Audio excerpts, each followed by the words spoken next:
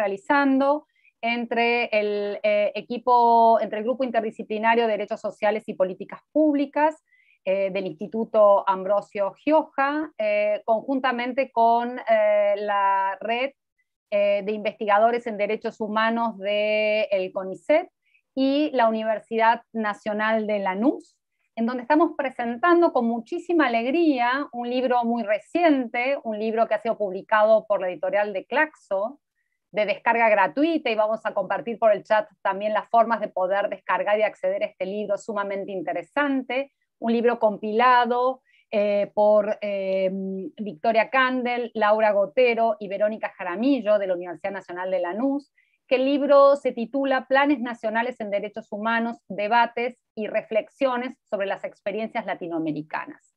Y este libro lo que toma es un tema realmente de agenda novedosa, y donde va trabajando sobre los planes y las distintas estrategias de planes nacionales de derechos humanos desde el año 2017 hacia el año 2020, y en ese caso es el caso del plan de Argentina, pero no solamente el caso del plan de Argentina, sino distintas instancias de planes a lo largo de la región y de distintos países. Y para hoy tenemos el gran honor de que en esta presentación contemos con la presencia de 4 destacados académicos, activistas en el campo de derechos humanos, que es el caso de la doctora Julissa Mantilla Falcón, en este momento en funciones de comisionada, el integrante de la Comisión Interamericana de Derechos Humanos, el caso de Enrique Azúa, quien es especialista también en el campo de derechos humanos, colega de Chile, autor de uno de los capítulos del libro, el caso de Remo Carlotto, embajador, representante especial para asuntos de derechos humanos en el ámbito internacional del Ministerio de Relaciones Exteriores de Argentina, también autor del capítulo vinculado al Plan Nacional de Derechos Humanos de Argentina, y la alegría también de la querida Victoria Candel, que es una de las editoras de este libro, que sin duda va a tener muchísimos ámbitos de aplicación. Ojalá sea bibliografía obligatoria en los cursos de derechos humanos. Todos quienes estamos aquí somos docentes, y la verdad que es una invitación, insisto, es un libro de descarga gratuita, vamos a compartir, pero además también estamos muy contentas con esta actividad de hacer una actividad interinstitucional entre nuestro grupo de investigación de la Universidad de Buenos Aires, de este Instituto Gioja, a quien agradecemos nuevamente la posibilidad de disponer de realizar esta actividad y todos los apoyos, de la Universidad Nacional de Lanús y del equipo de trabajo en indicadores y educación en derechos humanos de la Red de Investigadores de Derechos Humanos e Investigadoras de Derechos Humanos del CONICET de Argentina. Así que sin más, tenemos una agenda realmente muy nutrida. Vamos a dar la palabra en primer lugar a Julissa Mantilla, a quien agradecemos muchísimo la posibilidad. Julissa no merece, al igual que todos, mucha presentación. Es una colega que ha trabajado fuertemente en términos de derechos humanos, pero abrió el campo en los estudios de enfoque de género. Tiene una larga tradición de trabajo en Perú, y tenemos el honor en toda la región de que Julissa integre y sea comisionada en la Comisión Interamericana de Derechos Humanos, y está realizando una labor realmente muy importante. Y queremos agradecerla especialmente en este momento de extrema tensión, y también eximirla en el momento que tenga que retirarse debido a una agenda muy complicada que, como todos sabemos, en este momento está transitando en la región. Julissa, muchísimas gracias y te doy la palabra. Muchísimas gracias, Laura. ¿Me escuchan bien? Porque estaba teniendo problemas con internet. ¿Todo bien? Perfecto, gracias. Perfecto. Bueno, inicio con un saludo a cada una de las personas que me acompañan acá en este panel, y sobre todo a las personas que se están conectando. Para mí es un gusto siempre participar en estos espacios. Cuando Laura me escribió hace un tiempo para invitarme, me dijo, no sé si te acordás de mí, y yo le dije, siempre. Así que muchísimas gracias por la invitación, y además por la comprensión de que me ha permitido empezar. Además de ser comisionada y primera vicepresidenta, también quería destacar que soy relatora para Argentina.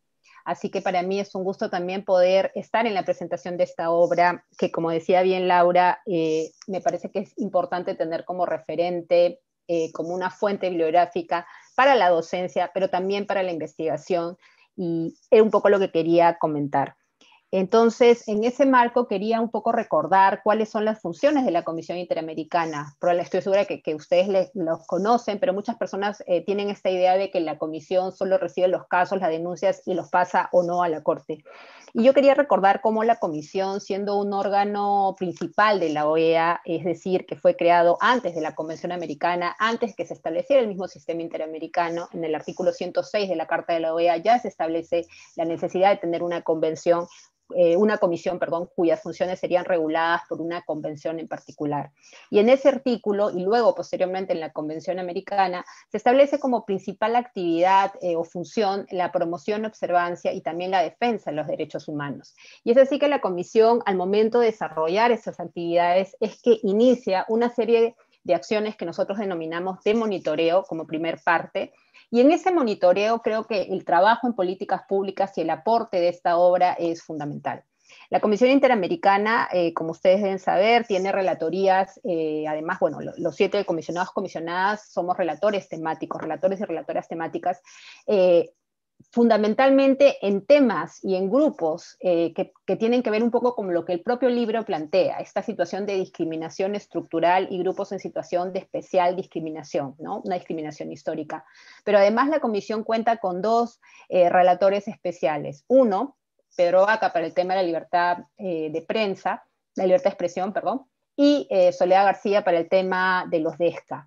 ¿Y por qué quería mencionarlo? Porque el trabajo que hace la Comisión de Monitoreo, además de las medidas cautelares o además del sistema de petición y casos, es una labor que implica, por un lado, las visitas a los países, el tema de los informes, pero además la revisión de buenas prácticas, el llamado estado de la cuestión en determinados aspectos. Y es así que la Comisión, a lo largo de su trabajo y en las relatorías temáticas, ha identificado ciertos espacios y ciertos informes que ha priorizado.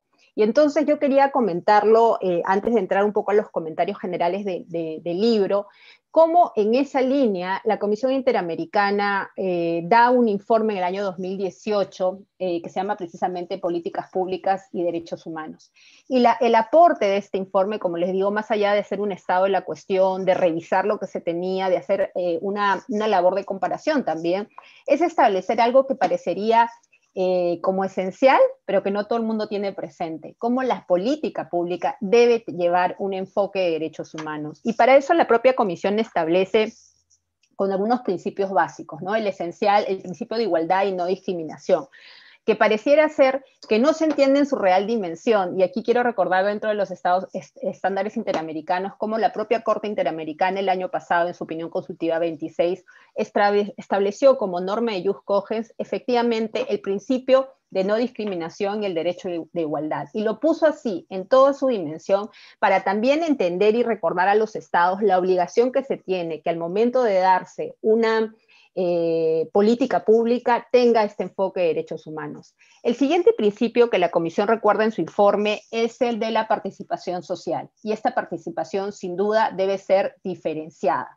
¿Qué significa esto? Que no podemos pensar que incluir significa que la gente simplemente tenga la posibilidad de acceder. Yo leo mucho, imagino que ustedes también lo conocen, a Roberto Saba, gran amigo, cuando él habla de esta situación de la igualdad sociológica, es decir, cómo más allá de la igualdad formal que está en la norma, identificamos ciertos grupos que no participan, por ejemplo, en el diseño de una política pública, y que para que lo hagan es necesario dar medidas específicas para su participación.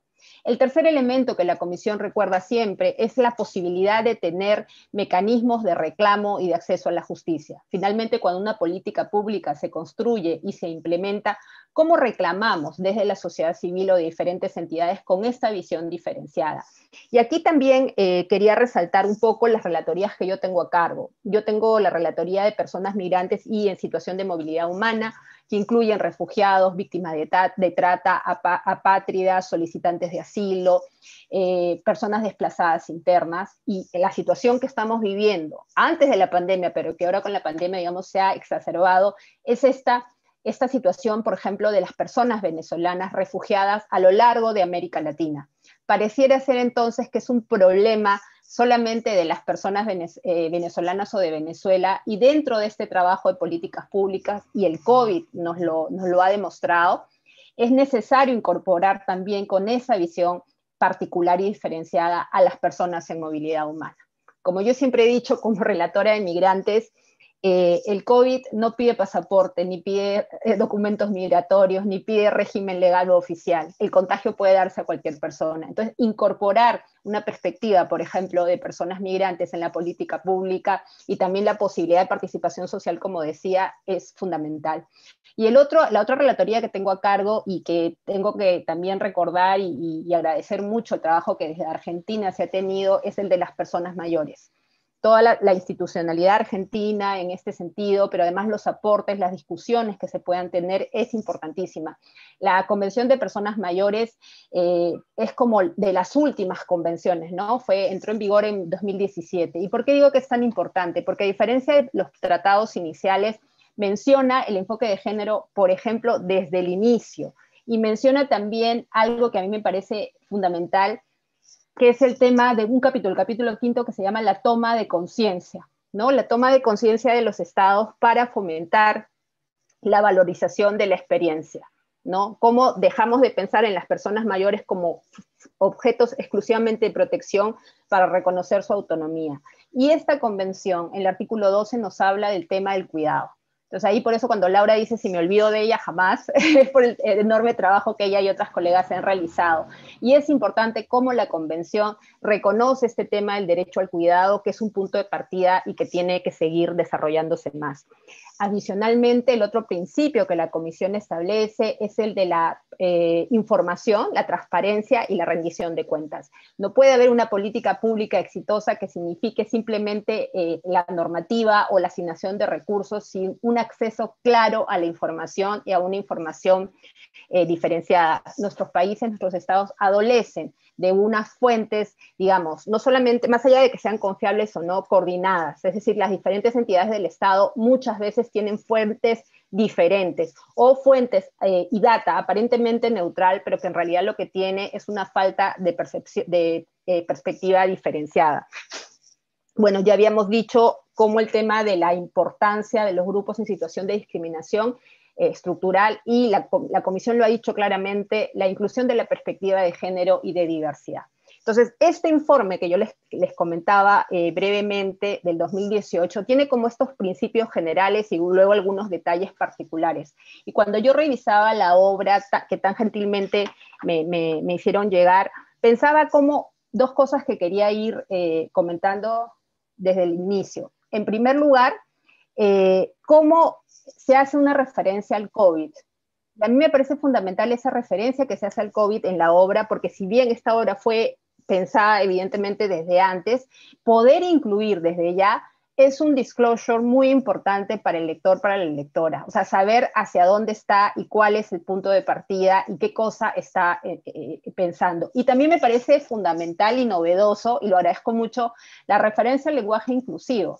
Es decir, explicando cómo se le entiende, qué es lo que significa y el compromiso que existe de los autores, las autoras para el lenguaje inclusivo, ¿no? Creo que desde allí ya hay un aporte más allá del contenido, y también sería interesante pensar, por ejemplo, como en el caso del Perú, donde existen normas para incorporar el lenguaje inclusivo, como esa ya sería una vía importante desde los diferentes estados. En el caso de Argentina, por ejemplo, con este ministerio que tiene sobre el género, pero también pensar cómo más allá de eso deberíamos pensar en esta situación del lenguaje, pero no como el fin último, sino como la herramienta, ¿no?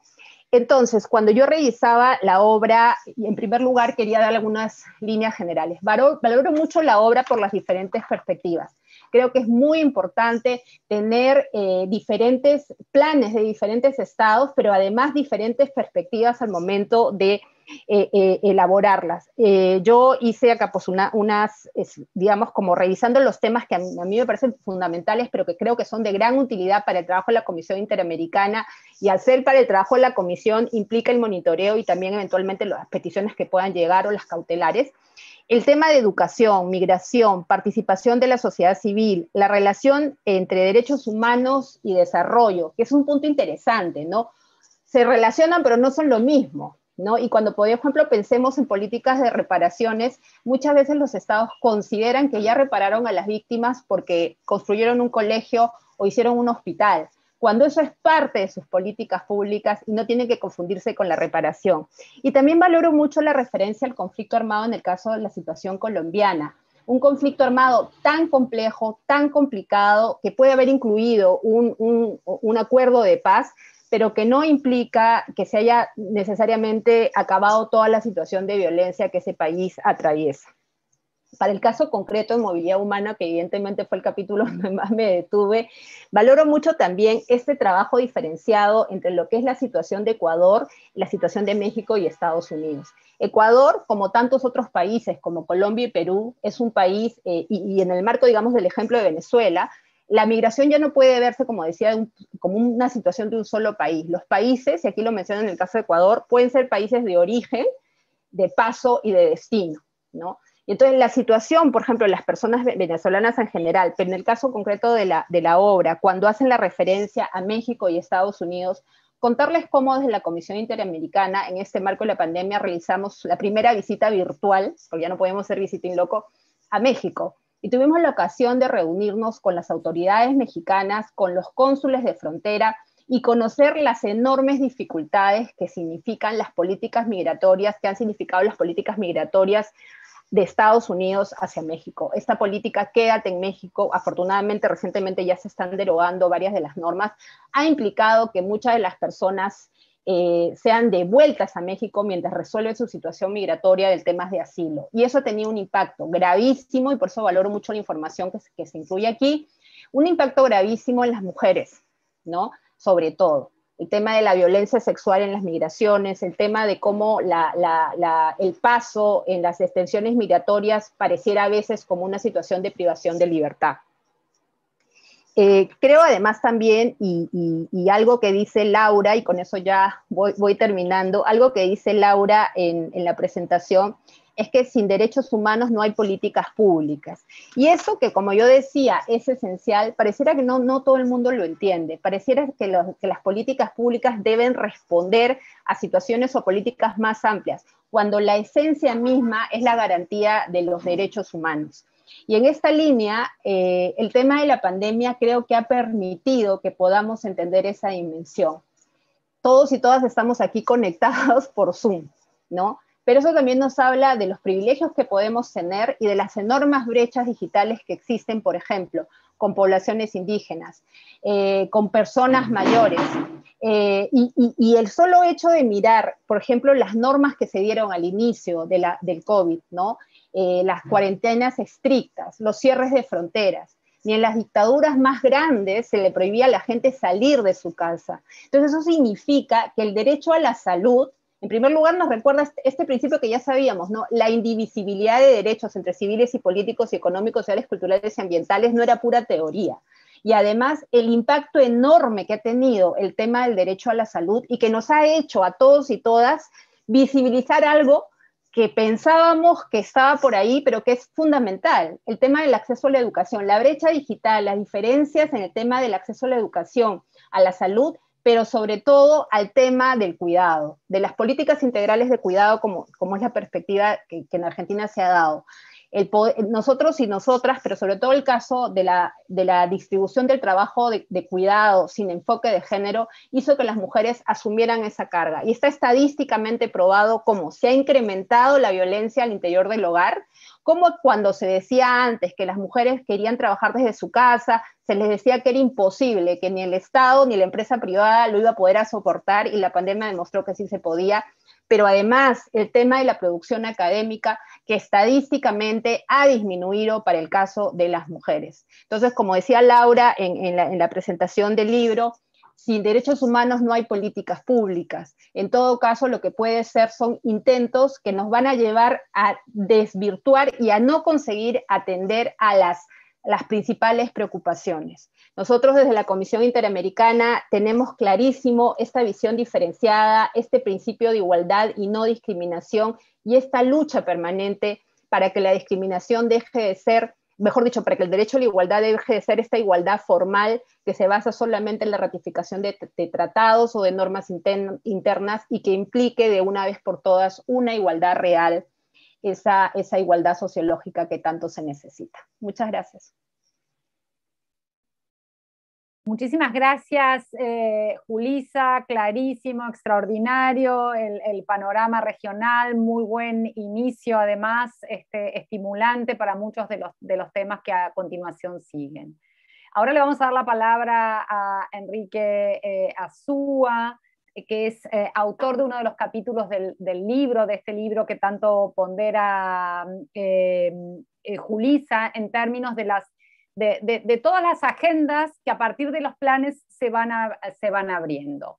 Enrique es licenciado en Educación y profesor de Historia por la Universidad de Santiago de Chile y es un especialista en derechos humanos y le agradecemos mucho la posibilidad de escucharlo. Adelante, Enrique, por favor. Muchas gracias, Laura. Saludos a todos y a quienes también están siguiendo esta presentación del libro a través del canal. Quería saludar también a María de los Ángeles Villaseca, que es con quien hicimos este artículo para este libro y que no ha podido estar presente ella. Bueno, el reconocimiento de que es un trabajo compartido y una reflexión compartida en torno al tema de mirar el primer Plan Nacional de Derechos Humanos de Chile. Un comentario general,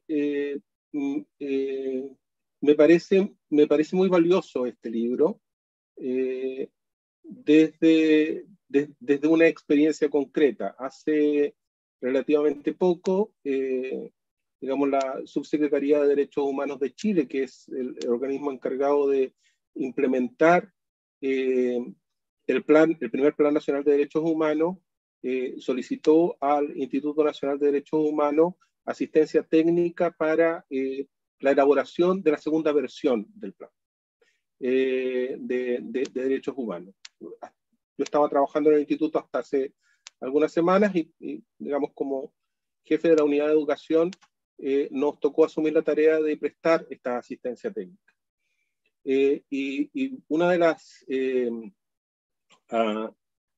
tareas fue mirar planes nacionales de derechos humanos en la región. Y la verdad es que el acercamiento que tuvimos que hacer fue a través de las normas, a través de los planes mismos, pero no encontramos ningún texto, digamos, que hiciera una mirada actualizada sobre estos planes nacionales en la región. Si hubiéramos contado con un texto como este, nos habría facilitado bastante el trabajo. Entonces, y tiene un mérito muy interesante, que es el que comentaba Julissa, y es que es una mirada que no solamente refiere a los instrumentos normativos que articulan estos planes, sino que es una mirada contextualizada, ¿no? Están los problemas de derechos humanos y está el contexto histórico en el que se desarrollan estos planes y las dificultades que tienen estos planes en esos contextos históricos. Por lo tanto, es una mirada viva sobre los planes nacionales de derechos humanos. Es una mirada contextualizada. Y en ese sentido me parece muy valioso porque hay algunas cosas que pueden entenderse solamente desde esa perspectiva. Yo quiero comentarles a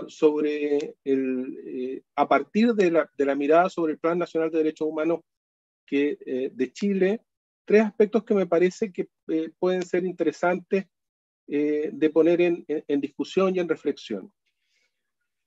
El Plan Nacional de Derechos Humanos de Chile, 2018-2022, ahora el 2022 se está preparando el segundo plan, es el primero, pero tiene como antecedentes una serie de otras instancias que tuvo Chile desde la década de los 90, inmediatamente que sale de la dictadura, en relación a articular una idea de lo que podría ser una política de derechos humanos en el país.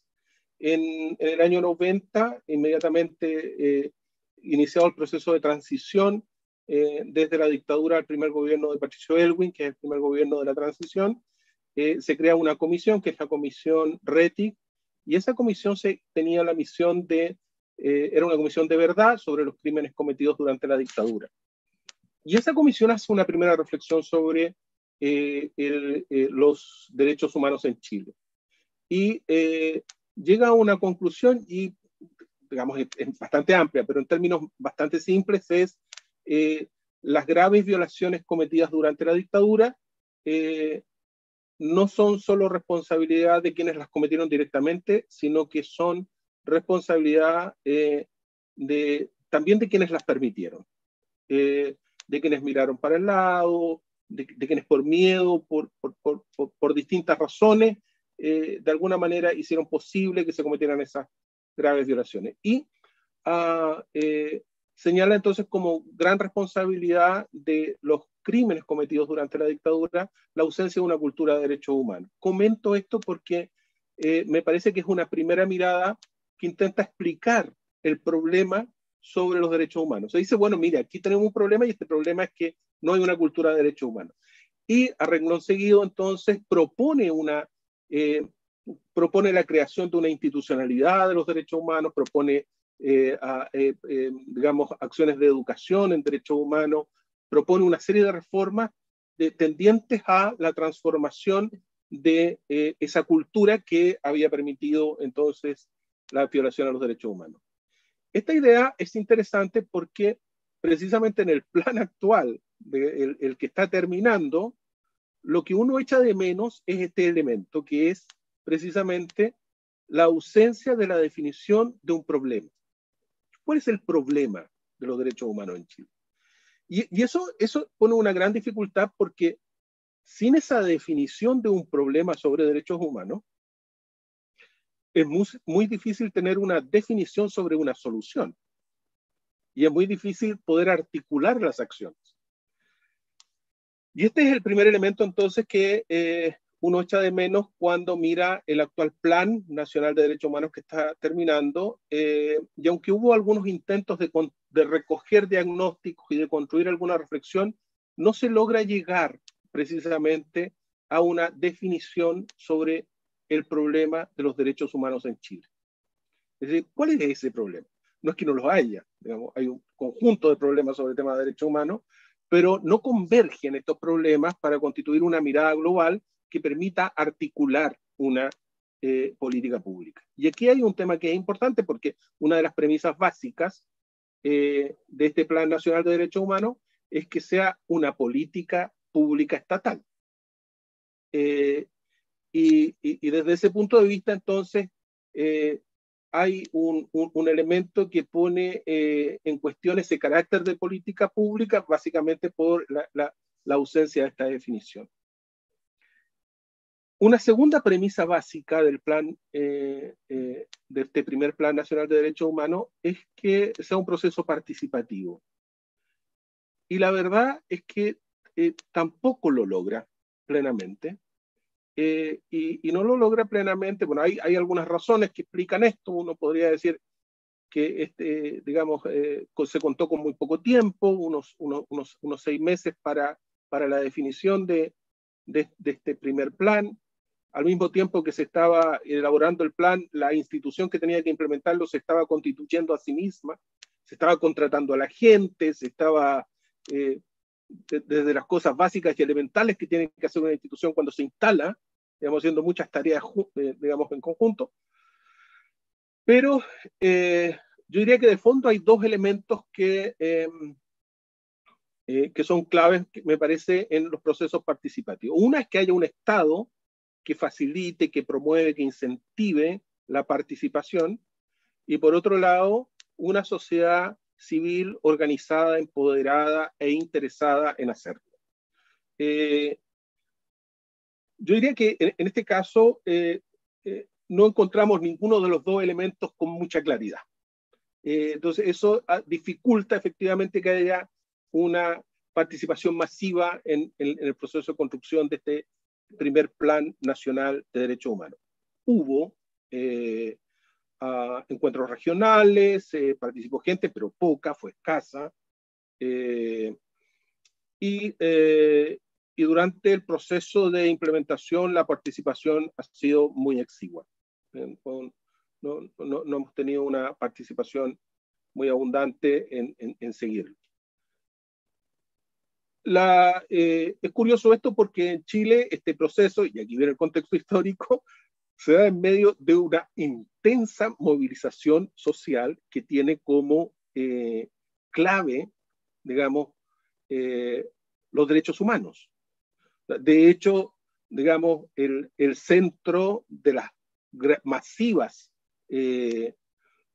movilizaciones que llegan a generar un cambio constitucional, que han puesto en cuestión el modelo neoliberal, que han puesto en jaque los principales negocios sobre los cuales se ha basado el desarrollo de Chile en los últimos 30 años, se hacen en medio o alrededor de una plaza que ha sido renombrada como la Plaza de la Dignidad.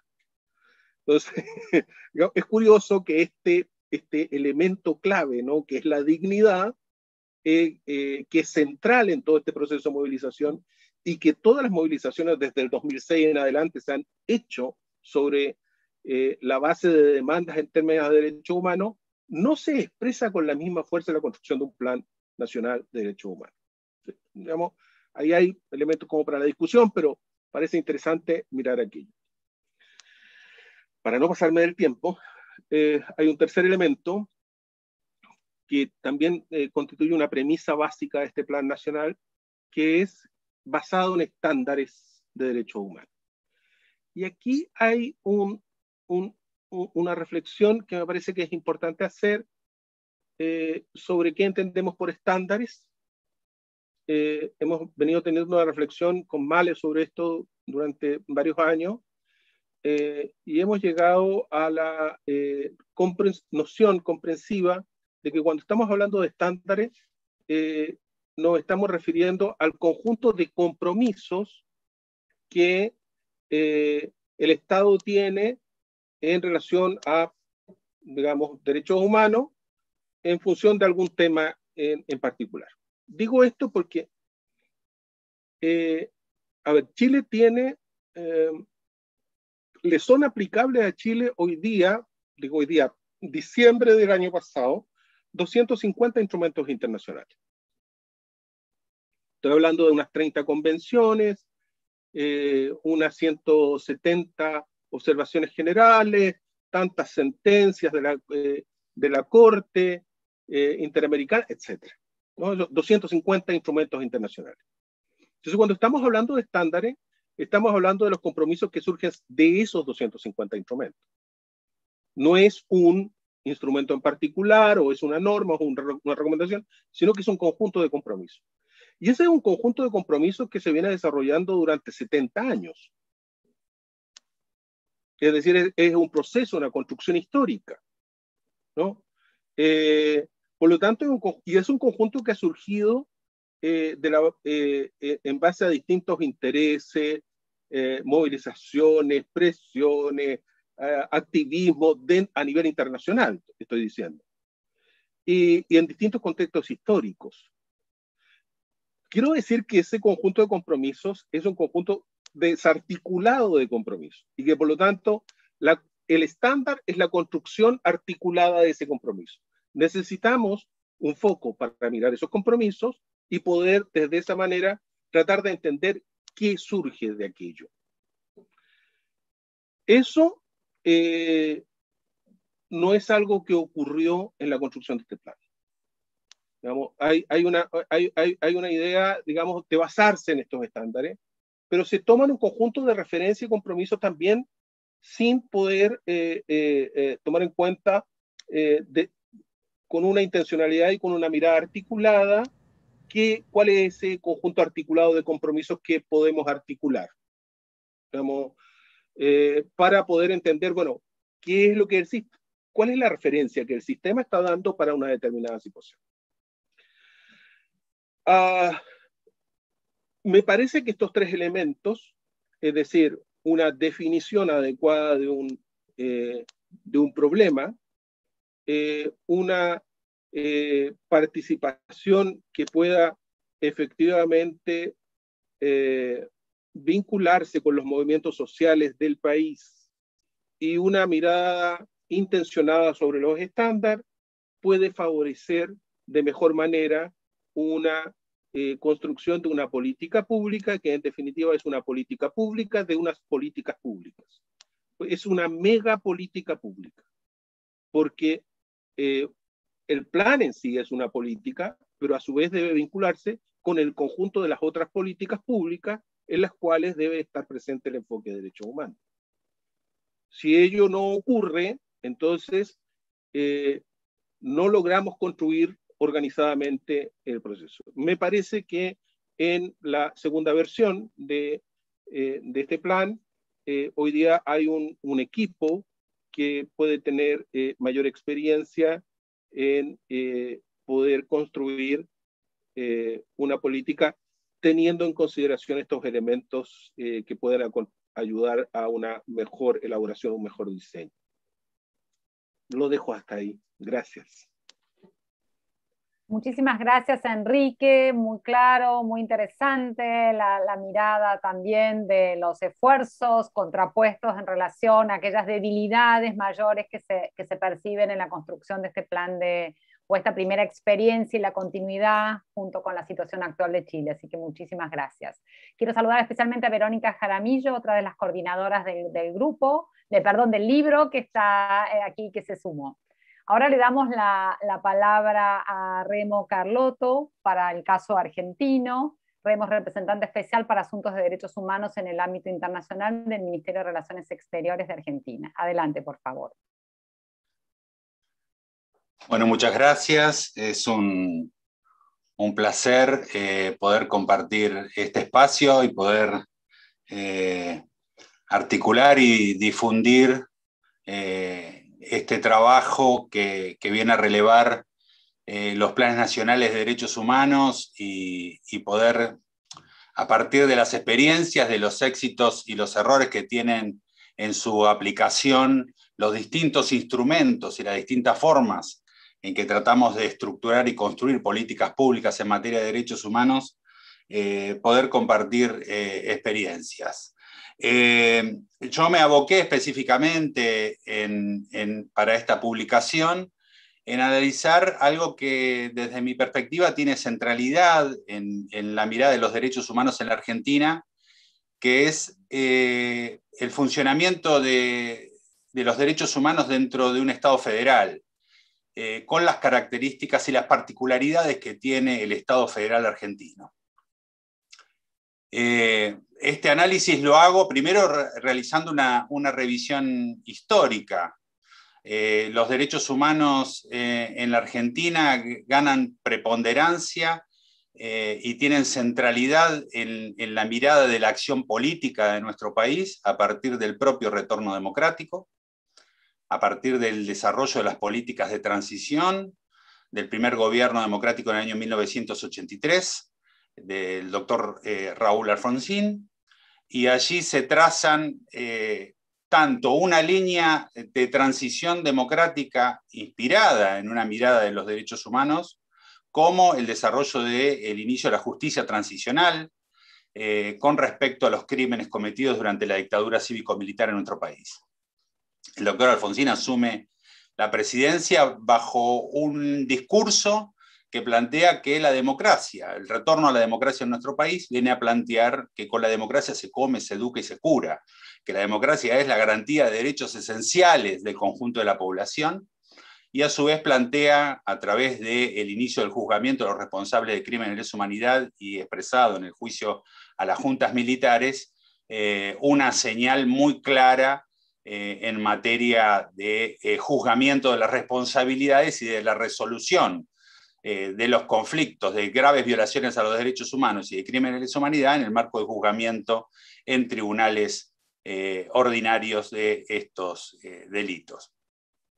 Este proceso se ve interrumpido rápidamente y la debilidad de la propia transición democrática nos plantea avances y retrocesos a partir de allí en el periodo democrático en nuestro país. Desde la construcción de legislaciones de impunidad a indultos presidenciales con el segundo periodo constitucional del presidente Menem, se obtura el proceso de acceso a la justicia con respecto a estos crímenes, y también se empieza a estar en juego el otro proceso de transición democrática expresado de que con la democracia se come, se educa y se cura, sino que empieza a partir de la aplicación de las recetas neoliberales en la Argentina en el inicio de la década del 90, a realmente producirse una continuidad del proceso de destrucción del aparato productivo, de pérdida de garantías y derechos del conjunto de la población que se había desarrollado entre el periodo 1976 y 1983, implementado por la dictadura cívico-militar. Digo esto porque nosotros hemos tenido procesos de avances y retrocesos en materia de derechos humanos que han llevado a que esta agenda sea una agenda activa, viva y dinámica dentro de la vida política argentina y dentro de la vida institucional. Entonces, esto se fue expresando en distintos instrumentos que el Estado argentino fue llevando adelante, tanto de las acciones de gobierno como en la generación de estructuras de carácter permanente. Se creó áreas iniciales de derechos humanos que recogieron los informes de la verdad que se expresó a través de la Comisión sobre Desaparición de Personas.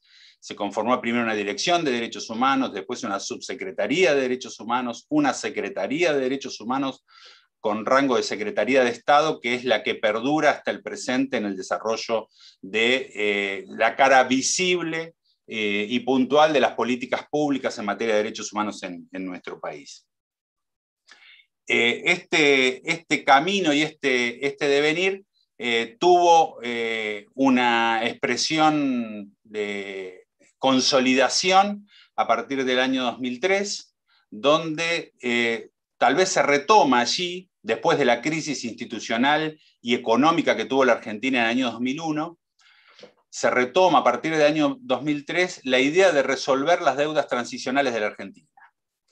Y se empiezan a implementar una diversidad de políticas públicas, no solamente vinculadas a los procesos de memoria, verdad, justicia, reparación y no repetición en materia de derechos humanos vinculados a los crímenes de la dictadura cívico-militar, sino la construcción de una agenda de políticas públicas de carácter transversal vinculada a que en cada una de las acciones políticas del Estado se implementen y se lleven adelante bajo la impronta de los derechos humanos y de los propios valores incorporados en la Constitución Nacional Argentina en la reforma del año 1994 y la aplicación de estos instrumentos como política real y efectiva en cada una de las acciones llevadas adelante por los gobiernos, pero buscando este camino de convertirlas en políticas de Estado.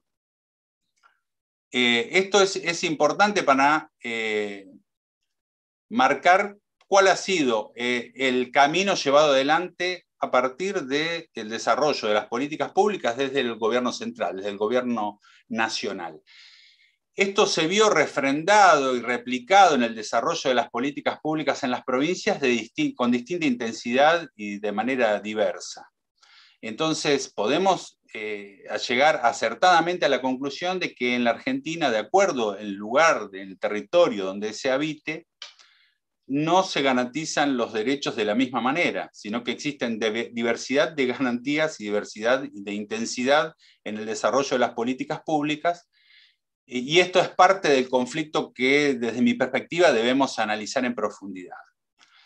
La implementación del primer Plan Nacional de Derechos Humanos durante la gestión del presidente Mauricio Macri, desde mi perspectiva, está llevado adelante desde una mirada de carácter centralista, ¿no? Desde una mirada que contemple la diversidad de la realidad federal y la diversidad de conflictividades que se presentan. Por un lado esto, y por otro lado, la contradicción que tiene el desarrollo y los puntos que plantea este plan nacional con la ejecución de las políticas públicas por parte del propio gobierno de Mauricio Macri. Esto me parece importante marcarlo, porque, por ejemplo, uno de los puntos del Plan Nacional plantea la mirada sobre la seguridad pública y la no violencia, y esto durante ese periodo de gobierno se vio realmente en una situación de conflictividad frente al respaldo, por ejemplo, del propio presidente y de la ministra de Seguridad Nacional a un miembro de una fuerza de seguridad que hizo ejercicio de un caso de gatillo fácil, o sea, de una ejecución de una persona que había cometido un delito, en el caso denominado Chocobar, que entra en clara contradicción con cualquier mirada de construcción de un plan y de una acción en materia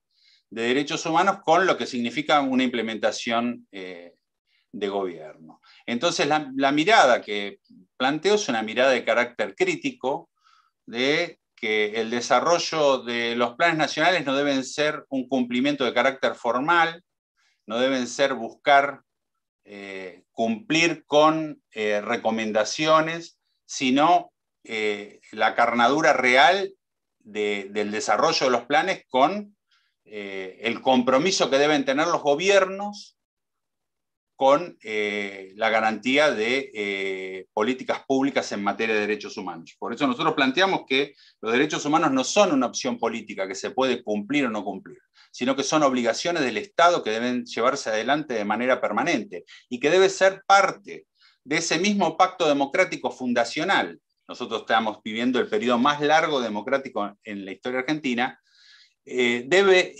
estar siempre refrendado en la garantía de los derechos humanos, el respeto de los derechos humanos, el desarrollo de políticas públicas y la mirada de un Estado que trabaje sobre el proceso de garantía, inclusión e igualdad en materia de derechos humanos. Entonces yo paso aquí a hacer una mirada sobre el funcionamiento de nuestro sistema federal.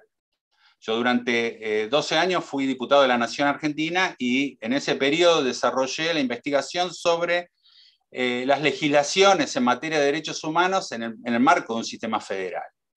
Y observamos allí la disparidad de criterios, la contradicción legislativa, la justaposición legislativa en materia de derechos humanos y las falencias y las carencias que existen, teniendo en cuenta la fuerte autonomía que cada una de las provincias tienen en nuestro sistema federal, ya que son preexistentes a la conformación del Estado Nacional, y esto le da una característica de una enorme fortaleza en la determinación de sus políticas públicas, sumado a lo cual, durante la reforma de 1994 se transfirieron muchas responsabilidades del ejercicio de políticas públicas del Estado Nacional a los estados provinciales. Desde los recursos naturales hasta el desarrollo de la salud pública, la educación pública y la totalidad de la administración de los servicios. Esto generó que la coordinación y la relación entre el Estado federal y los estados provinciales requiere una transformación que no ha sucedido completamente hasta el presente. Y en materia de derechos humanos debemos generar nuevas formas y nuevas articulaciones. Entonces aquí vemos varios desafíos para pensar el desarrollo y la continuidad de un plan nacional de derechos humanos en la Argentina. Uno, que debe contemplar una mirada sobre esta diversidad de realidades del funcionamiento de un sistema federal.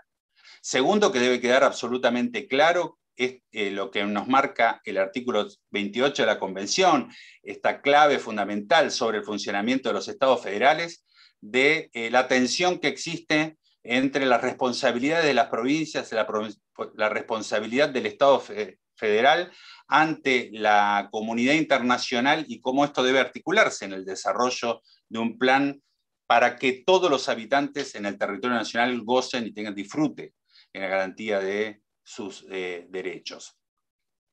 Y esto requiere tener una mirada, desde mi perspectiva, innovadora, que no es, y que es avanzar de no solamente tener estructuras formales y reales y efectivas en materia de derechos humanos, como pueden ser las áreas específicas, secretarías, subsecretarías, direcciones de derechos humanos vinculadas a los estados provinciales, al Estado Nacional y a los estados municipales en Argentina más populosos, sino el hilvanado de las políticas en todo el territorio, bajo algunos criterios que de mi perspectiva son centrales. Por un lado, que la mirada de los derechos humanos debe ser interpoderes para convertirla efectivamente en una política de Estado pública.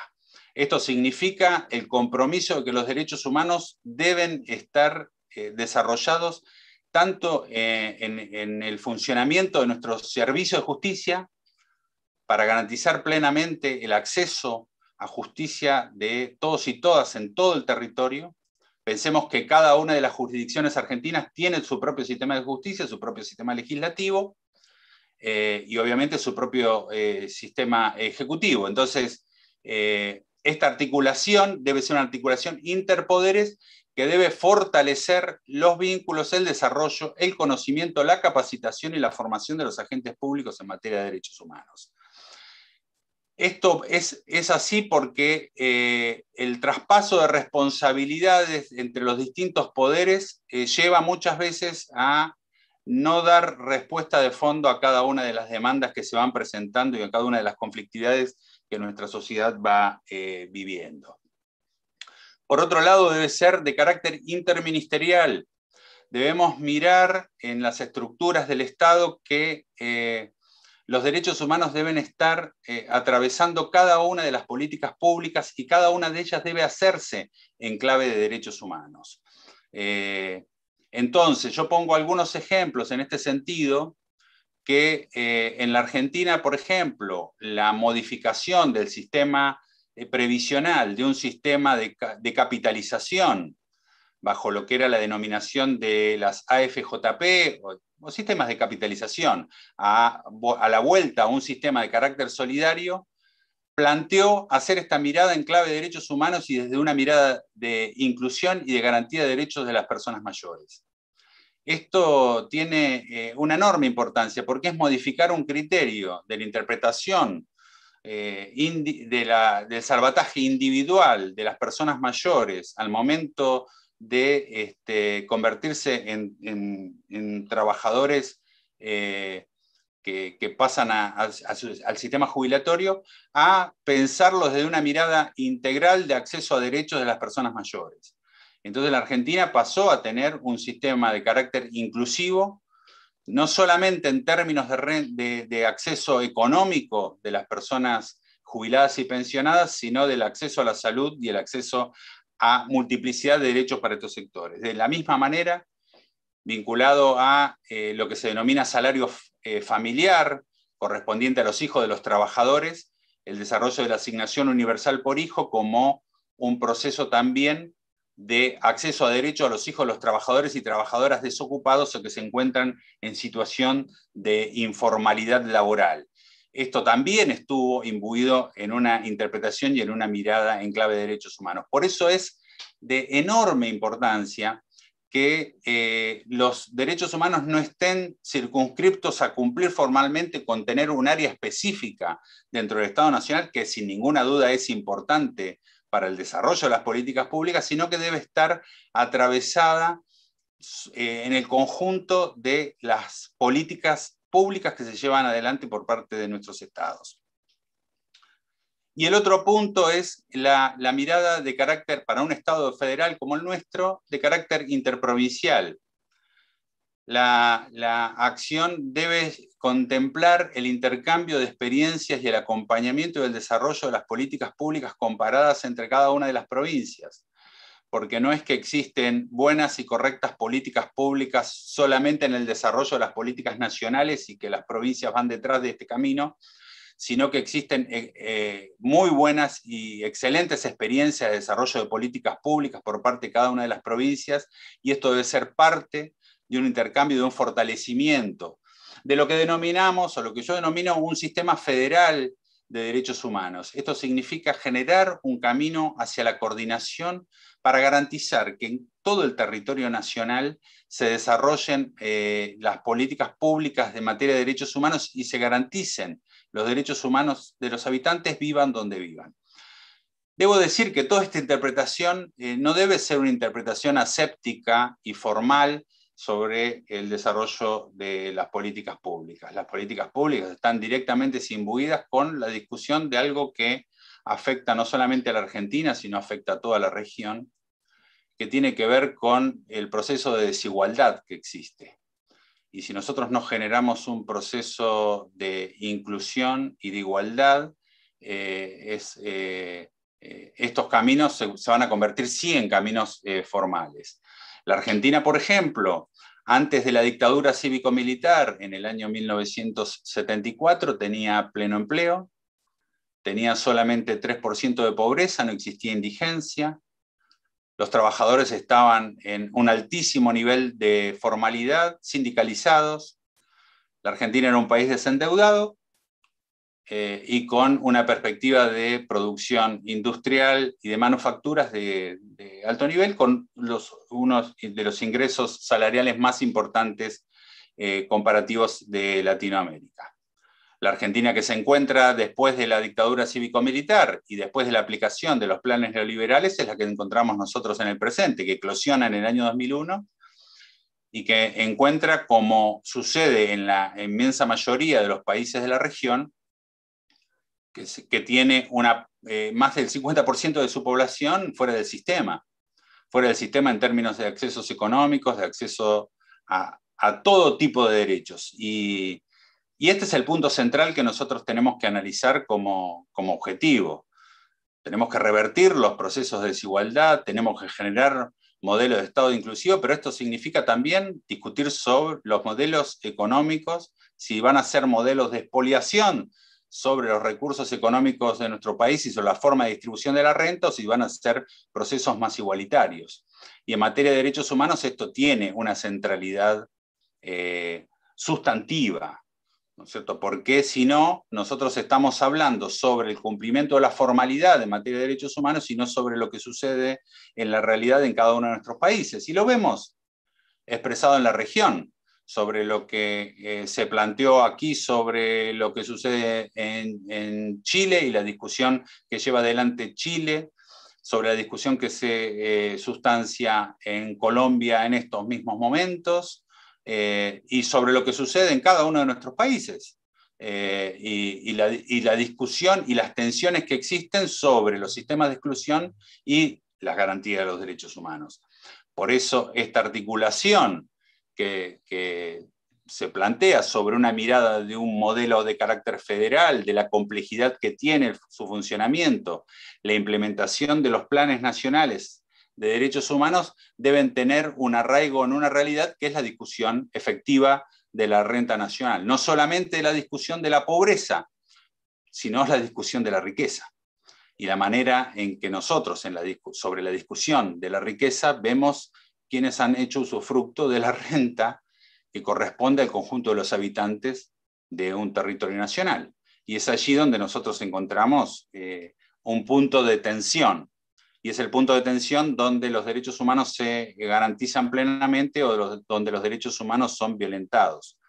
Entonces, esta agenda está imbuida desde este criterio de democracia, derechos humanos, inclusión, políticas públicas para la consolidación de un Estado social de derecho. Y es allí la mirada que me pareció que era importante aportar en lo que ha sucedido con el desarrollo del primer Plan Nacional de Derechos Humanos en la Argentina, con las características del gobierno sobre el cual se implementó, pero el desafío de que nosotros convirtamos este desarrollo de una política pública en las políticas de Estado, o sea, que no sean solo la política de los gobiernos, sino que sean la continuidad de las políticas de Estado y fundamentalmente atravesada por la participación activa de los actores sociales, culturales, que estén monitoreando, participando y observando el desarrollo de esas políticas públicas, la participación activa de la comunidad, tanto en la relación con su comunidad inmediata como en el desarrollo de los grandes lineamientos de las políticas públicas en materia de derechos humanos, debe ser central. Desde mi perspectiva, uno de los ámbitos centrales para esa participación debe ser el ámbito legislativo, donde se expresa la pluralidad política y donde se trazan lineamientos centrales en el desarrollo de las políticas públicas de largo aliento y de las legislaciones correspondientes, como es la experiencia que se ha llevado adelante a lo largo de los años en Brasil, de la convocatoria de las organizaciones de la sociedad civil, de los actores que están en conflicto social, a generar un ámbito de debate y participación donde el resto de los poderes del Estado concurren y participan en trazar agendas participativas y fundamentalmente en la construcción del monitoreo, que es parte de un debate central de construir estados receptivos a las demandas y no estados reactivos. Por eso es tan preocupante cuando nosotros vemos que frente a la demanda y al reclamo social pacífico, la respuesta de los estados es ver cuál es la estructura represiva que va a aplicar sobre ellos y no cuáles son las demandas que tienen que satisfacer de esos sectores. Por eso me parece que este es un aporte, tal vez desde una perspectiva esencialmente política, mirando cómo la articulación y el recorrido sobre el territorio diverso como es la realidad de la Argentina, nos invite a que podamos mirar esa realidad profunda que viven y que llevan adelante los habitantes, vivan donde vivan en nuestro territorio. Y eso es parte de un debate pendiente, de esta construcción que se ha llevado adelante desde el retorno democrático hasta el presente, con avances y retrocesos a lo largo de los años. Creo que estamos ante una etapa donde debemos pegar un salto que no signifique solamente generar estructuras, sino ver cómo nosotros articulamos esto en el desarrollo de las políticas públicas de manera integral en los tres poderes del Estado. Muchas gracias. Muchísimas gracias, Remo, por esta perspectiva, esta evaluación sobre el plan en Argentina, en clave federal, que es siempre tan importante. Y ahora le damos la palabra a Victoria Candel, una de las editoras, organizadoras de este libro, de esta obra. Victoria, además de una querida colega y amiga, es investigadora y profesora del Instituto de Justicia y Derechos Humanos de la Universidad de Lanús, y también es profesora de esta casa del Departamento de Desarrollo Docente. Adelante, Victoria, por favor. Bueno, muchísimas gracias. Gracias a quienes me antecedieron en la palabra por sus palabras. Bueno, lo que yo preparé para presentar un poco es comentarles un poco cuál fue el espíritu del libro, cuál fue la motivación que nos llevó a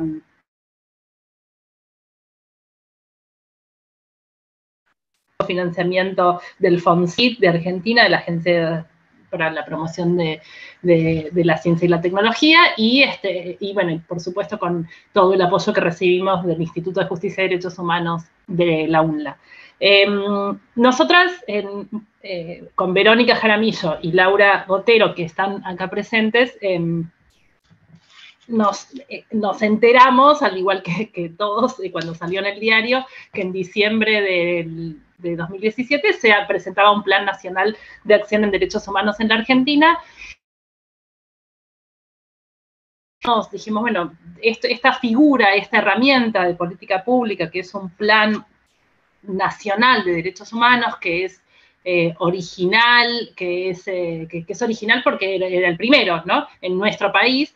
Bueno, ¿qué es? ¿De dónde viene? Nos preguntábamos, ¿hay experiencias en otros países? ¿Hay experiencias internacionales relacionadas con esta herramienta? Y además, bueno, nos interesaba un poco, recuperando lo que decía Remo, pero también lo que decía Enrique y también lo que decía Julisa antes, bueno, nos interesaba ver un poco qué había en el medio, qué hay en la brecha en el medio entre lo que enuncia el plan y la realidad concreta, ¿no? O sea, digamos, si van por los mismos carriles, si van por carriles distintos, cuál es el aporte del plan. Bueno, entonces ahí empezamos a pensar un poco en cómo analizar desde una perspectiva crítica, porque estamos en la universidad y porque nos interesa tener una distancia crítica respecto a este objeto de estudio.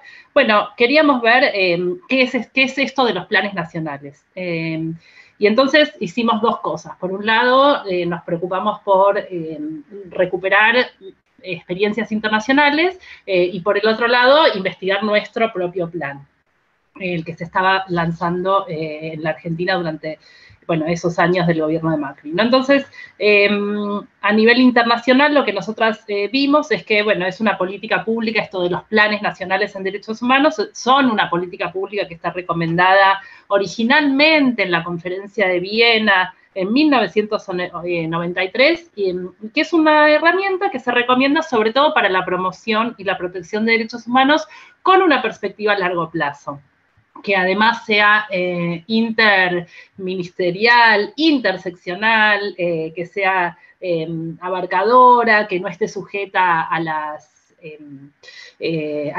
pendulaciones, a los cambios de gobierno, ¿no? Que sea una perspectiva a mediano a largo plazo. Eso por un lado. Y además, un poco recuperando también cosas que dijo Julissa y que las encontramos en los manuales, porque estuvimos revisando también los manuales que había creado el Sistema Internacional para instar o instruir a los países para que hagan sus planes nacionales. Bueno, ahí vimos algunas cosas, como por ejemplo que los planes, según estos manuales, los planes sirven para transversalizar perspectivas, para operar en el mediano y largo plazo, como dije, para generar indicadores, hacer diagnósticos, es decir, medir necesidades, para poder medir impactos, para institucionalizar una perspectiva. Y otras dos cosas muy importantes que encontramos y que están pendientes y que es algo de lo que habla especialmente el capítulo de Chile de nuestro libro, que es la importancia de generar, a la hora de planificar este plan nacional, esta herramienta, lo importante que significa hacer partícipe a la sociedad civil y sobre todo a las personas que van a ser las destinatarias de esas políticas públicas, ¿no? La participación de la sociedad civil en la construcción de esta herramienta es un punto fundamental que no siempre ha estado presente, como lo vimos después cuando trabajábamos con los casos concretos de los diferentes países a los que les fuimos a preguntar. Vimos que esta recomendación y esta idea tan fundamental de construir de manera colectiva el diagnóstico y la recomendación y la propuesta de política pública no siempre estuvo presente o tan vivamente presente la presencia de la sociedad civil. Y por otro lado, otra cosa que sucede con los planes nacionales, o que vimos que sucedió en algunas experiencias concretas, es que los planes nacionales generales sobre derechos humanos han generado también, o han invitado a la configuración, a la confección de planes específicos sobre educación, en algunos casos, sobre derechos humanos y empresas, sobre violencias, o sea, hay países que luego de haber confeccionado, o al mismo tiempo, o algunos, digamos, tomando esta idea del Plan Nacional de Derechos Humanos, han confeccionado planes específicos.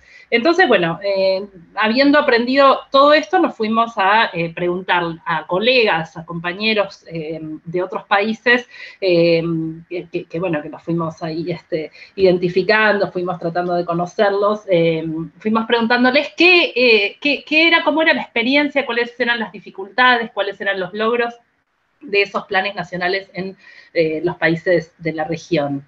Y por otro lado, nos fuimos pensando también qué pasó con la Argentina. Y ahí una cosa que discutimos mucho internamente fue que nosotras teníamos como un doble interés. Por un lado, mostrar, bueno, porque esto empezó en 2017, avanzamos en 2018, en 2019, a fines de 2019 lo teníamos bastante avanzado el material y sobre todo la investigación, y después nos agarró la pandemia. Bueno, entonces, queríamos ver, por un lado, cuáles eran las tensiones entre el discurso del plan, lo que dice el plan, lo que enuncia el plan, y la realidad concreta. Pero, por otro lado, nos interesaba también pensar que una vez que este plan se culmine, que ya culminó, en realidad esto es lo que quería decir bien al principio, que es que este plan nacional está discontinuado, porque era hasta el 2020. Deberíamos, como decía Remo, bueno, pensar cuáles son las condiciones de posibilidad para trabajar sobre otro plan, para configurar otro plan. Y bueno, entonces, otro plan con otras características y con, digamos, teniendo en cuenta la experiencia actual, pero avanzando un poco hacia una confección un poco más sincronizada entre el discurso y la política pública concreta. Bueno, entonces eso nos parecía que era importante, ¿no? O sea, digo, hacer una crítica, tener una mirada respecto a este quiebre, a esta dislocación entre lo que dice el plan y lo que sucede en la realidad concreta. Ahí quiero citar a Verónica Jaramillo, que es, además de ser amiga, es co-compiladora conmigo, y ella siempre dice que América Latina es un ratificador serial de tratados, de convenciones y de acuerdos internacionales, y como decía ahí el dato que traía el colega de Chile también, bueno, Chile ha suscrito más de 30 tratados, somos ratificadores seriales de tratados, cosa que está muy bien, pero después habría que ver qué pasa con la posibilidad de que esos tratados sean carne, no se materialicen, se concreten en políticas concretas. Bueno, entonces ahí también nos parecía que había que, bueno, que queríamos ver eso, digamos, cuál es el peligro, y otra cosa que también lo dijeron varios de los autores del libro, cuál es y lo dijo recién Remo también, digamos, existe un peligro que tiene que ver con que este tipo de herramientas puedan usarse como para generar agrados y simpatías en el sistema internacional, pero que tengan poco impacto a nivel interno, ¿no? Entonces, bueno, estas eran algunas de las cosas que nos preguntaban, es decir, que nos preguntábamos. Es decir, si el Plan Nacional de Acción en Derechos Humanos es una herramienta que busca el agrado, posicionar a la Argentina hacia el exterior, hacia el afuera, lograr una mirada de aceptación respecto a las a su diseño de políticas públicas, o si efectivamente logra incorporarse, ser una política transversal, interseccional, a largo plazo, que además sea monitoreada, que además tenga perspectiva de género, que además rinda cuentas. Bueno, efectivamente, bueno, ahí eso era lo que nos preguntábamos, ¿no? Bueno, respecto del libro, entonces, como conclusión de esta investigación sale este libro. Este libro tiene 10 capítulos sobre América Latina y 5 capítulos sobre la Argentina. Yo voy a tratar en 2 minutos de comentar muy brevemente de qué trata cada capítulo, porque quiero con esto simplemente hacer un gran agradecimiento a quienes nos dieron su tiempo, su experiencia, su paciencia también, porque, bueno, por supuesto los tiempos se alargaron, no eran los que preveíamos, este libro lo tendríamos que haber terminado mucho antes, así que por todo eso quiero agradecer, pero sobre todo porque aprendimos, cuando nosotras recibíamos los textos, aprendimos mucho de nuestros compañeros autoras y autores. Entonces, solamente yo quisiera, a ver si con esto, por ahí intentar invitar a que lo lean, a que vean el material. Entonces, por eso digo, bueno, voy a comentar un poquito de qué va cada uno de los capítulos, pero muy, muy brevemente. El trabajo de Laura Pautazzi nos enseña la importancia de construir indicadores, es el primer artículo del libro. El de Laura Pautazzi nos enseña a construir, a mirar, a entender la importancia, la centralidad de contar con indicadores, no solamente que permitan hacer un diagnóstico, sino también que monitoreen procesos, es decir, no solo tener la foto, sino tener como una película, ¿no? Como una noción a lo largo del tiempo respecto de cómo se van impactando y cómo se van implementando las políticas públicas, y ella lo trabaja tomando, bueno, por supuesto, el registro de las indicaciones que da el sistema internacional y el sistema interamericano, y aborda la cuestión de la perspectiva de género, ¿no? Sobre Brasil hay bueno, y después tenemos una parte que es de casos latinoamericanos, les decía, hay 10 capítulos en el libro, hay 2 capítulos sobre Brasil. El primero aborda de manera súper prolija y muy detallada, aborda el plan, la construcción del plan de educación en derechos humanos que tiene Brasil y que logró transformarse también en un plan federal, porque existe un plan nacional y después algunos estados federales fueron confeccionando sus propios planes y ahí se trabaja especialmente el plan de San Pablo. Y bueno, entonces recorre toda esa, digamos, por un lado, todo lo que tiene que ver con los insumos normativos para confeccionar este plan, y por el otro lado, hay como una idea sobre el trabajo, sobre lo que significó la construcción de ciudadanía, el proceso de construcción de ciudadanía y de participación en relación con las políticas de educación en derechos humanos en Brasil. Y el otro texto, el segundo texto sobre Brasil, se refiere a la cuestión migratoria y a la figura del estado de excepción como un estado permanente, o sea, un estado de excepción, pero que es un estado permanente que afianza al migrante como un no sujeto. Bueno, después el capítulo de Chile que lo escribió Enrique, bueno, habla sobre el derrotero que significó la construcción del Plan Nacional, y ahí ellos marcan de manera muy interesante esa relación de la política pública con la sociedad civil, ¿no? Y la escasísima participación, como decía el colega.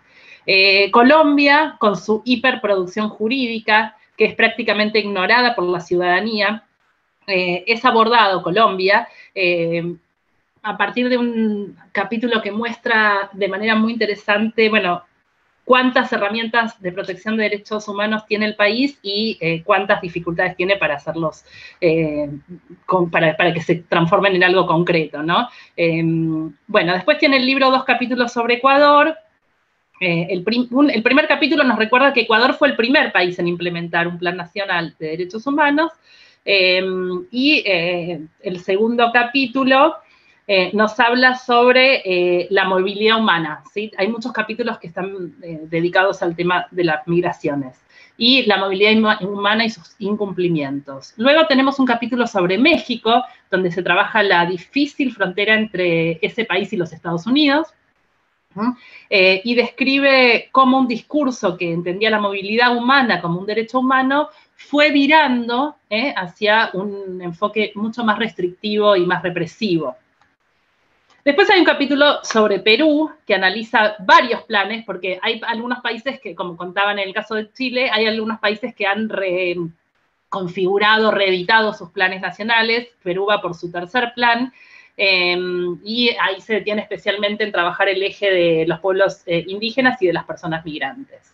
Y luego hay un capítulo de Uruguay que habla no de un plan nacional, sino de un plan nacional en derechos humanos, que se aprobó de manera bastante reciente, hace un par de años, y cuentan ahí cómo fue la construcción colectiva y consultada para la hechura de este Plan Nacional de Educación en Derechos Humanos que sigue vigente.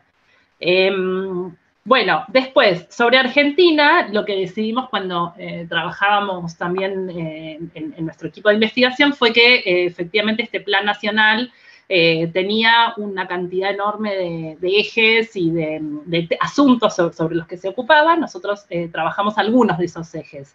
Trabajamos el eje de salud, el eje de educación, el eje de acceso a la justicia, el eje de personas migrantes, y otro eje que tiene que ver con lo que ellos ahí en el plan llamaban la construcción de una cultura de derechos humanos, un pluralismo cultural, ¿sí? Entonces, en todos esos en los 5 capítulos de la Argentina, nos dedicamos con especialistas, autores, compañeros, colegas y amigos a, bueno, preguntarnos qué pasaba con estos ejes que acabo de nombrar, ¿sí? Por ejemplo, como decía Remo, el plan tuvo, ¿no? Digo, hablo en pasado porque es un plan que ya se discontinuó, que ya caducó. Bueno, el plan tuvo un discurso respecto, por ejemplo, a las personas migrantes y al derecho humano a migrar, ¿no? Tenía ese discurso, pero por otro lado, nosotros observábamos en la política pública una enorme restricción, un enorme retroceso que afectó muy particularmente a las personas migrantes. Entonces, esas incongruencias las tratamos de trabajar en el texto. Lo mismo con el discurso sobre el pluralismo cultural, sobre la valoración de la diversidad, y después, cómo, digamos, esa valoración de la diversidad puede correr el riesgo de de generar estigmas, de generar lo que no busca o discursivamente no busca, que es formas de discriminación y de exotización, ¿no?, del otro. Así que bueno, de eso nos ocupamos. El plan tiene también una cosa que es interesante, que fue mencionada anteriormente, que es la propuesta, al menos discursiva, de abordar o proponer la necesidad de trabajar sobre un cambio cultural, sobre la construcción de una cultura sobre los derechos humanos. Y bueno, y ahí entonces nos preocupamos un poco por pensar, bueno, qué significaría un cambio cultural, cómo se construye una cultura de derechos humanos, de aceptación y de ser hospitalario con un otro, aun cuando el otro sea muy, muy otro. Bueno, ¿cómo hacerlo? Ahí nos preguntábamos un poco cómo hacerlo y cómo hacerlo desde la educación. Decía también hay un capítulo sobre salud, un capítulo sobre acceso a la justicia, y es interesante, por ejemplo, el capítulo de acceso a la justicia, porque si bien uno puede, digamos, desde el plan uno podría, o desde el discurso, o desde la noción de acceso a la justicia, uno podría pensar que el acceso a la justicia es un concepto que tiene que ver con el acceso a derechos, con una noción amplia de derechos, de acceso a políticas sociales, sobre todo, o sea, algo que desborda solamente lo jurídico. Sin embargo, el plan, el eje en el cual recae todo aquello que el plan menciona sobre acceso a la justicia está anclado en un eje que se llama seguridad pública y no violencia, con lo cual el acceso a la justicia declina de una manera mucho más securitaria. O sea que tenemos ahí como otro disloque, que es, pues, si por un lado se habla sobre una noción amplia de acceso a la justicia, después se ancla, se dice, bueno, para acceso a la justicia el eje que le corresponde es seguridad y no violencia, ¿no? Entonces, bueno, ese tipo de cosas fueron las que fuimos viendo y sobre las que escribimos en este libro. Dado que este plan, para el caso de Argentina, ya finalizó, el desafío para los próximos trabajos, porque eso es lo que estamos haciendo ahora con mis colegas, pensar, bueno, ¿cómo seguimos, no? ¿Qué más podemos hacer respecto a este tema? Entonces, el desafío para los próximos trabajos será plantear cómo debería ser un nuevo plan y cómo debería ser su confección, su diseño, o sea, cómo hacer para que el plan no sea, porque esto es algo que también trabajamos mucho en los capítulos, que el plan no solamente sea sobre los derechos humanos, o sea, no solamente hable o refiera sobre políticas de derechos humanos, sino que su metodología, su forma de diseño, su forma de implementación también abarque o contemple el enfoque de derechos, ¿no? Para que no se, digamos, para poder lograr una mayor articulación entre la metodología, el enfoque, el proceso y el contenido concreto de la política pública. Así que eso es lo que nosotras buscamos hacer en el libro. Esperemos haberlo logrado. Y bueno, quedan invitados, invitadas a verlo, a leerlo, y estamos a disposición por si, no sé, si podemos entablar un diálogo, ampliar, profundizar. La verdad es que una cosa que nos interesa mucho con mis compañeras compiladoras es, bueno, pensar en cómo darle continuidad, ¿no? Es decir, bueno, cómo construir, cómo avanzar sobre una transversalización del enfoque y de la política pública en materia de derechos humanos. Y bueno, ya vuelvo a agradecer muchísimo a los autores y autoras que participaron y nos ayudaron mucho. Muchísimas gracias, Victoria.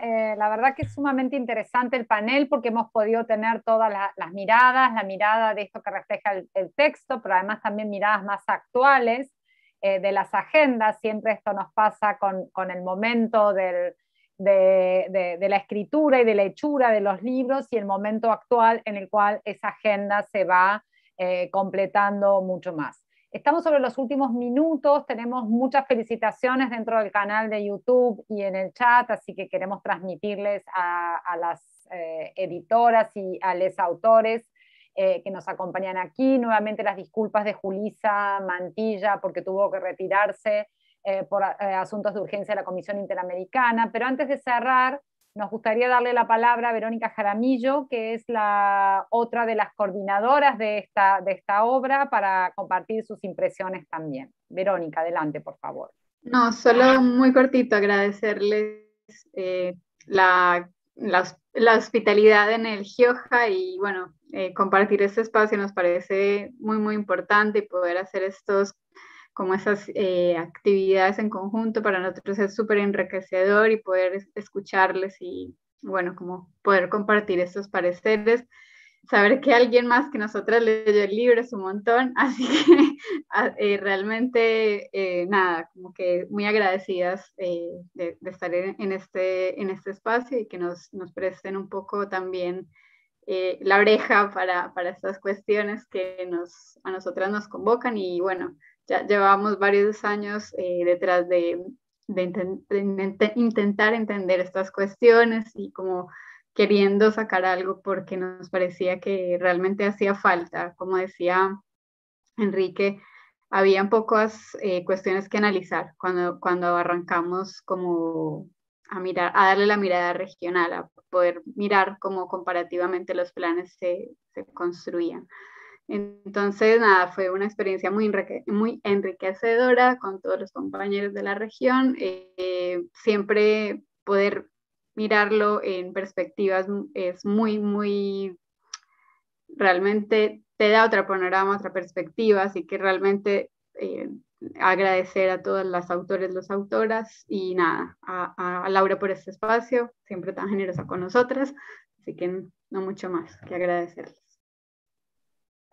Gracias a vos, Verónica. Quiero recordar que esta es una actividad que organizamos conjuntamente, y esto creo que también es virtuoso, este camino de apropiarnos de los trabajos de investigación, apropiarnos en el sentido de empezar en esta difusión, y es una actividad que hicimos conjuntamente entre el Grupo de Trabajo Interdisciplinario de Derechos Sociales y Políticas Públicas, con sede en el Instituto Gioja, a quien volvemos a agradecer la hospitalidad, pero además también con el Instituto de Justicia y Derechos Humanos de la Universidad Nacional de Lanús, de donde pertenecen las editoras del libro, y también el eje de trabajo en indicadores, acceso a la justicia y educación en derechos humanos de la Red de Derechos Humanos del CONICET. Agradecer nuevamente muchísimo tanto a Enrique, a Remo, a Julissa, a Victoria, a Verónica por este tiempo, por poder bajarnos el libro y esta agenda de derechos humanos, que estamos seguros que la región necesita cada vez más esta discusión, cada vez más establecer esa articulación entre derechos humanos y políticas públicas, como también se dijo en este espacio, la pandemia, entre todos los desafíos y la crisis que instaló, también empujó esta visibilidad para muchos temas de agenda en los cuales quizás no estaban tan visibilizados. Y ahí fueron denominados muchos estos temas de agenda vinculados a la falta de inclusión social, a las desigualdades estructurales, a las desigualdades en términos de agenda de políticas públicas, a los cuidados, a las violencias, a las múltiples manifestaciones de violencias, y también a las debilidades que era importante fortalecer en estos procesos. Esas desigualdades estructurales previas a la pandemia lo que ha hecho, insisto, ponerlas en agenda, y ahora tenemos el desafío de esa construcción, que al menos a nuestro equipo no nos gusta llamarle la nueva normalidad, porque no nos gustaba la normalidad previa, veníamos trabajando, y creo que todas las exposiciones van en esa dirección, y el libro invita a repensar, y las exposiciones que tuvimos aquí fueron muy claras, problemas vinculados a las migraciones, a las movilidades, a los estallidos sociales en la región, los desafíos que también en paralelo durante la pandemia se activaron, como el proceso constituyente en Chile, y otras miradas que también es importante que queden consolidados este enfoque de derechos humanos, que es no solamente un desafío, es una obligación que los estados, entonces para romper con la ratificación serial, la adopción serial, y estos consensos que adoptamos, este consenso de la agenda ODS de no dejar a nadie atrás, o de los consensos y de los monitoreos efectivos que dentro del sistema interamericano se están realizando, como el monitoreo que lleva adelante el grupo de trabajo para el análisis de los informes del Protocolo de San Salvador, o el grupo de expertas de la Convención de Belén do Pará, que han incorporado un gran desafío de tener monitoreos con indicadores concretos, es decir, con evidencia empírica, abren numerosas formas de participación que es importante darle curso. Entonces, estamos ante obligaciones, estamos ante efectivamente avanzar sobre este campo de las políticas públicas, y este texto es una invitación extraordinaria. Les recordamos que está disponible para bajarlo en descarga gratuita, para que circule, para que sea texto dentro de todos los cursos. Como dijimos al inicio, somos todos docentes y ojalá lo distribuyamos mucho. Y agradecerles nuevamente a todos, y bueno, como dijo Victoria, seguimos pensando en esta construcción colectiva. Así que muchas gracias. Muchísimas gracias.